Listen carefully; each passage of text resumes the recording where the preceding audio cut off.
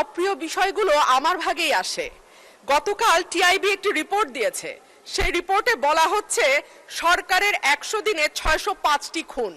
আমি আশা করেছিলাম মাননীয় স্বরাষ্ট্রমন্ত্রী আজকে এখানে উপস্থিত থাকবেন, কিন্তু আমি সামনে তাকিয়ে দেখলাম মাননীয় স্বরাষ্ট্রমন্ত্রীর আসনটি খালি, অর্থাৎ তিনি উপস্থিত নাই। কি আর করা, তার অনুপস্থিতিতেই বলি। সরকারের প্রথম 100 দিনে দেশে হত্যা, অপহরণ সহ বিভিন্ন অপরাধে উদ্বেগজনক হারে ঘটেছে বলে দাবি করছে ট্রান্সপারেন্সি ইন্টারন্যাশনাল বাংলাদেশ। এই সময় দেশে 605টি খুন, 196টি অপহরণের ঘটনা ঘটেছে বলে জানায় সংস্থাটি।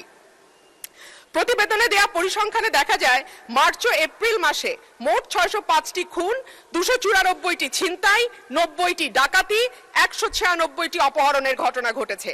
একই সময় পুলিশের উপর হামলার ঘটনা ঘটেছে 129টি, চুরির ঘটনা 2214টি। এছাড়া নারী ও শিশু নির্যাতনের ঘটনা ছিল 3496টি।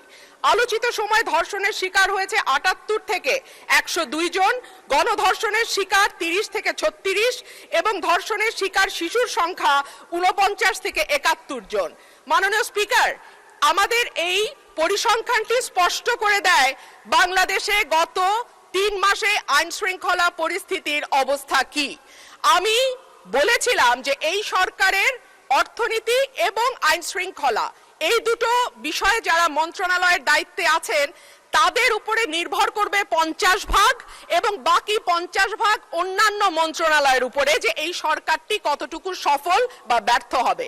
আজকে মাননীয় স্বরাষ্ট্রমন্ত্রী সংসদে উপস্থিত থাকলে আমার পক্ষে সহজ হতো